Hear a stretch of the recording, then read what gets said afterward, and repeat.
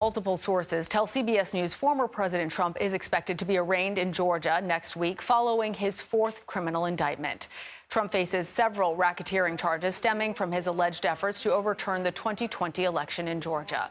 Fulton County District Attorney Fani Willis has ordered the former president and 18 others indicted in Georgia to surrender by August 25th.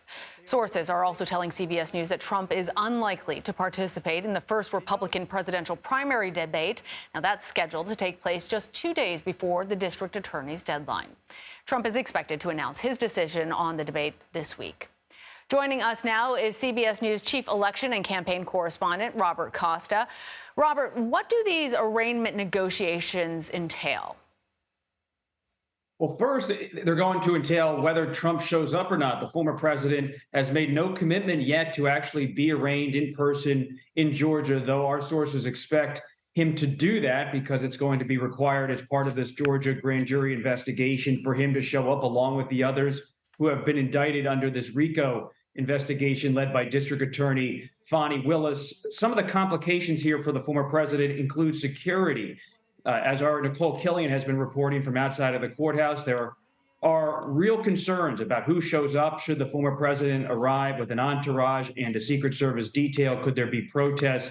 So part of this is legal in the sense that they're trying to negotiate between the Trump lawyers and the district attorney how this would all play out, whether he's fingerprinted, where he's in public, where he's not.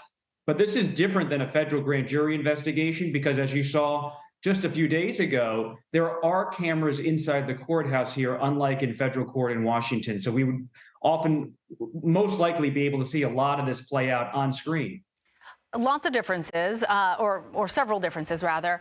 One of the interesting things is also the timeline in this case, Robert, because the first Republican presidential primary debate is next week. A lot of discussion about whether or not Trump would participate. That's all been heightened now. Tell us, how might his decision impact the 2024 campaign? It could have a major impact on what happens to the other candidates in the Republican presidential race. So many of them, when I talk to those candidates behind the scenes, their top advisors, they're nervous, even alarmed that if Trump doesn't show up, they might not have the opportunity they need this summer to generate momentum with supporters, with donors, with others who are paying attention to this race to really get some traction. Because right now, Trump is by far the front runner in the polls. Florida Governor Ron DeSantis and his allies tell me behind the scenes, his allies say they would like to see DeSantis have a moment with Trump. Chris Christie, the former New Jersey governor, has told me in recent weeks he wants Trump to show up. And if he doesn't, in Christie's words, Trump would be a coward. So you have a lot of high stakes for those candidates who want to have Trump be their foil. But if Trump doesn't show up, as he continues to signal he won't be doing, you could see someone like Governor DeSantis, who's the next on the list in terms of the polling, become a target for the other candidates. And Robert, let's talk about Mark Meadows. He's one of the 19 defendants charged in this racketeering case. Meadows is trying to move the case from state to federal court. If you could, explain to our viewers his argument and what do you think in terms of his chances of prevailing? This is something that is going to be litigated and appealed for a long time. What's the jurisdiction of a state court, a state district attorney, when it comes to federal officials?